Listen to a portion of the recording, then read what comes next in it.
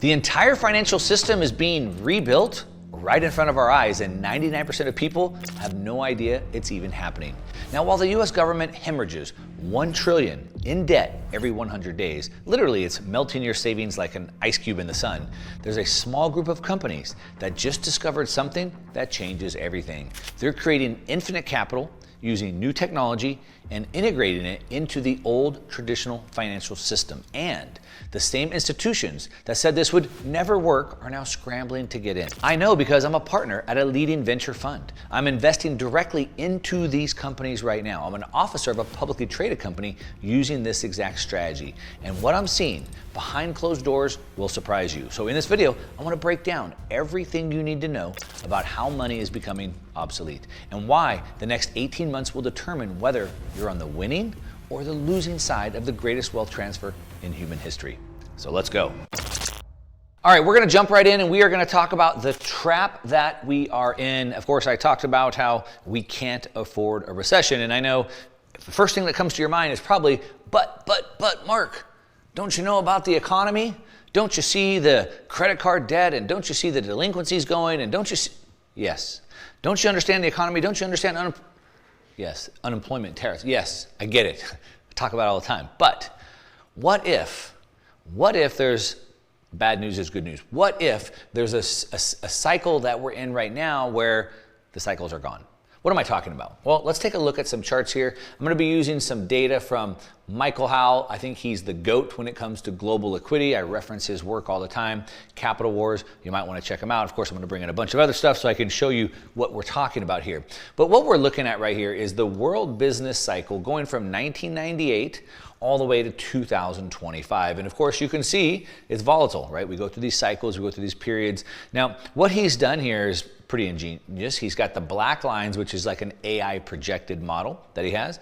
The orange line is the actual world business cycle, and the dotted line is the JPM and the S&P World PMI. All right, so these are the business cycles that we're looking at. And the part that I want to draw our attention to is we had this COVID crash here. We had the sugar rush stimulus where tens of trillions of dollars were pumped into the system, which shot that way higher. And since then, we've basically had almost no volatility. The cycles have been gone for over 5 years now. Now, typically, we see this happening quite often. We've now gone from this cycles of business going up and down to an RORO, which is basically risk on or risk off, right? You hear about risk on assets, risk off assets. So that's what we're talking about. And we're in these cycles where we're either in risk on or risk off. Now, in the textbook, when you're a Warren Buffett, you're a Benjamin Graham disciple, the textbook tells you that stocks are backed by earnings, which is why, back to the economy, most people keep thinking about the economy. But the economy, right? If they're backed by earnings and the economy crashes and the companies don't have as good of earnings, then the stock market has to crash, right? Well, what I would say is just go back to 2020 and just look at when the entire global economy, businesses literally got shut down, asset prices made new all-time highs. And so in this RORO cycle that we're in now, asset markets are dominated by not the underlying economy, not the earnings, but they're dominated by the global liquidity. All right, let's take a look at the setup behind the scenes that kind of explain what Michael Howell's talking about here. So we have this $37 trillion dilemma, $37 trillion prison. The United States government is in $37 trillion of debt. Now, this is not just the United States in this predicament. China, Japan, the ECB, everyone's in the same problem. We're all looking at incredible amounts of debt. And so we have $37 trillion of debt in the United States. And I put a couple lines here so you could see this. So what I want you to see here is looking at this debt chart, we can see this red line, which is this trend line, and you can see how it was going up, but we would end up right here. But what you can see is it got steeper here, and then we got onto a steeper trajectory here, and then we got onto a steeper trajectory here, and now we got onto a steeper trajectory. How much steeper can we get? Can we get going straight vertical? Because that's what's coming next. You can see that. Now, to kind of put this into some numbers so you can understand just how quick, I should say, how eye-popping this is happening, is we're basically adding $1 trillion to the national debt every 100 days. Now what this shows right here is it shows how that's changed over time. So in the 2000s, we were adding $1 trillion of debt every 700 days on average, every couple of years. In the 2010s, we went to $1 trillion of debt every 331 days, so about every 1 year. And now in the 2020s, we got to $1 trillion every 150 days, and now we're down to $1 trillion every 100 days. You start to see the difference in the time frames and how fast this is going up. Now, why does that matter? Well, it matters for a lot of reasons. One of which is that the debt has to be paid. You got to make the payments on the debt.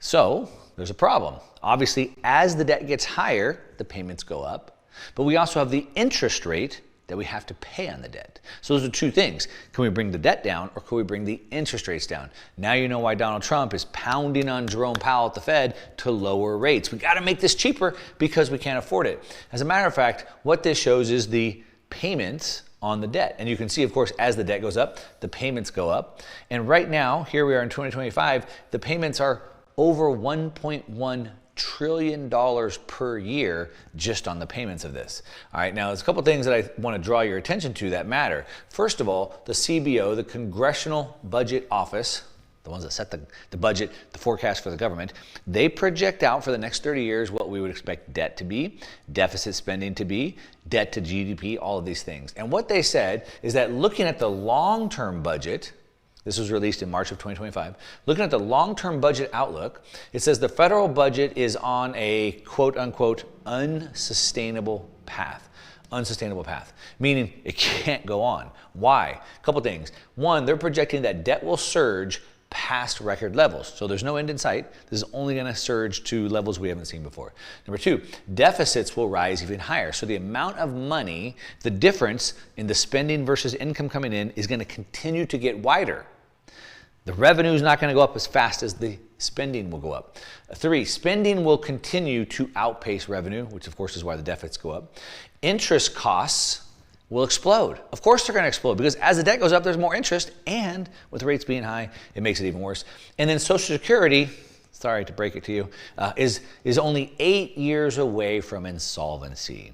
Meaning if you're counting on Social Security for your retirement, it's probably not going to work out too well for you. So this is the rate that we're on. This is the government's own office breaking that down for you. And I want to show you one more thing. This is why we can't afford a recession. Well, one of many reasons. This is showing you the amount of tax receipts that the government brings in. So the problem is that the debt keeps growing. The problem is that we keep spending more than we're bringing in. The problem is that that is going to continue to widen. But what happens if the amount we're bringing in actually collapses? How much worse does it make the unsustainable path that we're on? Well, let's take a look. So what we can see, these gray bars are recession lines. And you can see in a time of recession, the tax receipts plunge. Of course. If you don't make as much money, you don't pay as much taxes. If your business doesn't make as much money, you don't pay as much taxes. If your investments don't go up, you don't pay capital gains taxes. We can see the next recession, tax receipts plunged. This one, it happened so quickly, it plunged, but it happened so quickly. So what happens in another recession? Well, typically we could see tax receipts plunge 15 to 20%. We're talking trillions of dollars more in a time that we can't afford that. Okay, let's go back behind the scenes a little bit so you can kind of see what's already happening that they're not really telling you about. So while you're waiting, while most people have been waiting for the recession to happen, the tightening is happening. Don't you know that the Fed is not loosening rates? You know, Trump is trying to get him to, but he's not doing that. Well, behind the scenes, it's not tightening. Behind the scenes, it's actually exploding higher. So this is, again, another chart we're looking at from Michael Howe. And this is global liquidity. This is not the United States, it's global. Why does this matter? See, most people are looking at US debt or US M2, things like that. We want to look at it globally. The reason why is because money moves globally, especially when we're talking about commodities. We're talking about gold, we're talking about Bitcoin, we're talking about uranium, we're talking about wheat, we're talking about oil. So these are global commodities, and also money moves around the world. So when China unleashes the money printers, a lot of that money comes and buys US real estate, US stocks, US businesses, etc.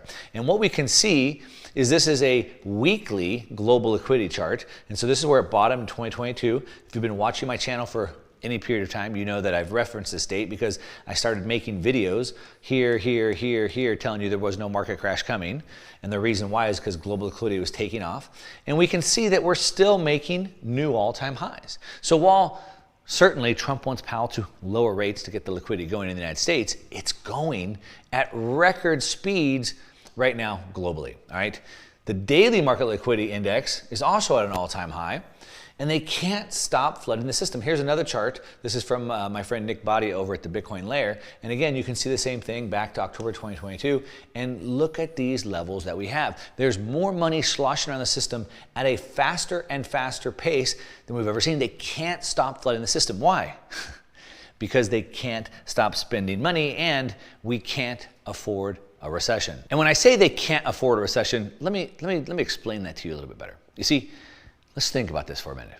When the government is spending $2 trillion more per year than they're bringing in, when they're pumping money into the system to keep it up, then the only way we let the system fall is if they stop spending more money and they stop pumping it up. So then it would almost seem like any chance of us having a recession is by policy decision.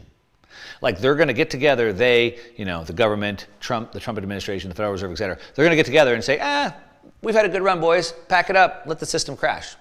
You see, it's a policy decision right now to continue to inject $2 trillion into the system. And why would they decide to remove the punch bowl? What policy choice?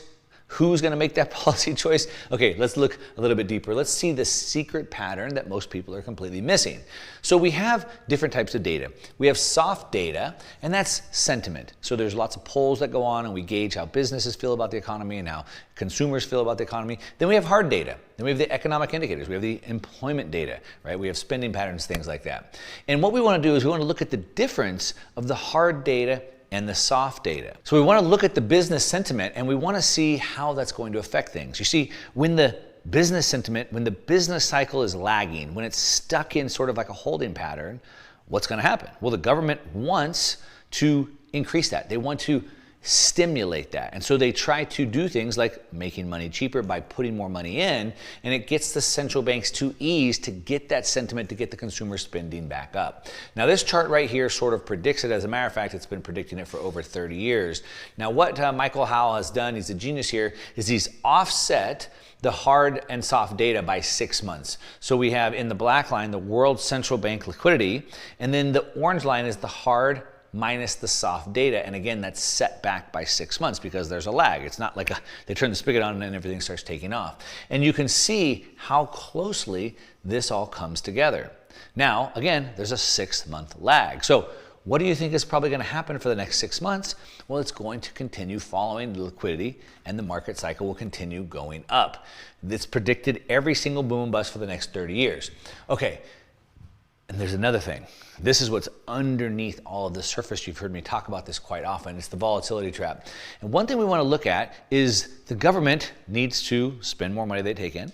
In order to do that, they have to get more debt. In order to get more debt, they have to sell the treasuries. That's what Scott Bessent's job is, to sell the treasuries. The problem is he can't have the volatility move up too high, or people don't want to buy the treasuries.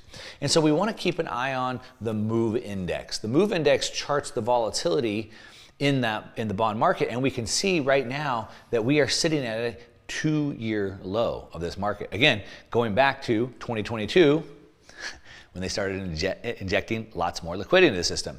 So what happened here? Well, we injected a bunch of liquidity. What do you think happens right here? Even more liquidity. We have to get that down. We're setting up perfectly for that liquidity to come in. Another thing that we can see perfectly for the liquidity to start coming back into the system is the RRP, the reverse repo window. Now we see that this started cranking up when? 2021, right before 2022, when the Fed had to start injecting that money to keep the banking system from collapsing overnight. So we can see that dwindled from $2.5 trillion down to $57 billion today. Now where does that go? Well, that money channels back into money market accounts. It goes back into banks. It goes back into assets that can pay more money. This is liquidity going right back into the system.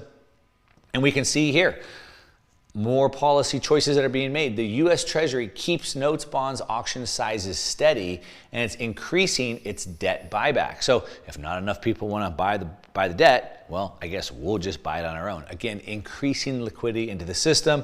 And then again, more policy choices right here. We can see that the Fed wants to change the SLR rules to allow big US banks to hold more treasuries. So again, we need more people to buy them. Let's keep the liquidity low. We'll buy them back if we have to. As a matter of fact, why don't we just go change the rules that allows banks to buy even more? An enhanced supplementary leverage ratio, that's the SLR. And this is just done. This is August 26th of 2025. This is when this comments have to be done by. They're trying to get this through all right now. Why? More liquidity. It's all coming, and it's all because we can't afford a recession. Now, this is the new game. Again, if you're Warren Buffett, Benjamin Graham disciple, I get it. You're still looking at the economy, waiting for the economy to bring the markets down. But this is the new game. Forget the business cycle. Instead, think in terms of liquidity. Think in terms of risk on and risk off. Think in terms of liquidity is rising or liquidity is dropping. That's how we have to think about it. Only the liquidity cycle seems to matter right now. And we're really in this situation, in this paradox. I've been talking about good news and bad news. Good news is bad news, and bad news is good news. What does that mean? Well, things are good and bad at the same time. What this means is that if the economy does bad, then the government and the Fed has to stimulate markets, which is good for asset prices. Bad news in the economy, more unemployment, right? Bad news in the economy means good news for assets. Good news in the economy means bad news for assets. You're starting to understand that. Now, when this is happening, when we're in this phase, when we're in this RORO, we have to understand there's a different playbook that's required. All right, a couple things I want to show you here. The Federal Reserve is expecting 3 interest rate cuts this year. Again, more liquidity, right? We can see this is coming from every angle. We can also see the sentiment index, which I think is pretty interesting right here. What we can see, the blue is the business index, sentiment index, and the red is the consumer index. And it's interesting to see the divergence right here. So while consumers are feeling constrained, they're thinking, oh man, the economy's pretty bad. I don't know if I want to spend money. The business cycle's thinking that things are pretty good, right? The employment is high, right? The PMI is high. And so we have this divergence here, and this is what the Fed is trying to stimulate. They want to get more out there. So when we're in this, what's the playbook? We have to understand that we want to go into things with an inelastic supply. Those are the assets that are going to win. We're talking about gold. We're talking about silver. We're talking about land. We're talking about fine art. We're talking about Bitcoin, cryptocurrencies, and things like that. All right. Why Bitcoin? Of course, if you watch my channel, you know I talk about it all the time. And it's because it's the only asset with a fixed supply. Now, if we look at some other assets, actually, I'll have this one up. If we compare this against some of these other assets with finite supplies, we have Bitcoin with a 0%, zero fixed increase in supply. There's never going to be more than 21 million. Absolute scarcity, yes. Versus real estate, obviously we can still build more real estate. Gold, we get more gold out of the ground. About 1 to 2% of the gold supply increases per year. But more importantly than that, in this cycle that we're in, all eyes on global liquidity, we can see that Bitcoin maps almost perfectly with global liquidity. Look at this movement that we have right here. So in the green, we have the global M2 liquidity. In the blue, we have the Bitcoin price. And again, they're following perfectly with a lag. And so when we have global liquidity shoot up, where do you think Bitcoin goes next? And so we want to go with assets that are the most sensitive to global liquidity when we're in this type of a cycle. All right, so what are we gonna do with all this? Now that you understand the picture, now that you understand that the government's policy choice is to spend $2 trillion more per year. Their choice is to stimulate the economy to keep things going. When you understand that the money is coming, they're changing the policies on banks buying treasuries and the money sitting in the RRP. All these things are being done. And so while everyone's waiting for a recession, holding cash, knowing our cash is being diluted by 10% a year, we want to position ourselves in inelastic assets. And the last thing is we want to understand that there are new rules to the game. If you're still reading Benjamin Graham's books on investing, you're probably not understanding that we are playing a new game. In this new game, it's risk on or risk off. In this new game, it's liquidity is easing or liquidity is tightening. If you understand the rules of that game, you're gonna have much better success. And if you wanna understand what's about to happen in this new game, you might wanna watch this video about Trump's new executive order right here, and I'll see you over there.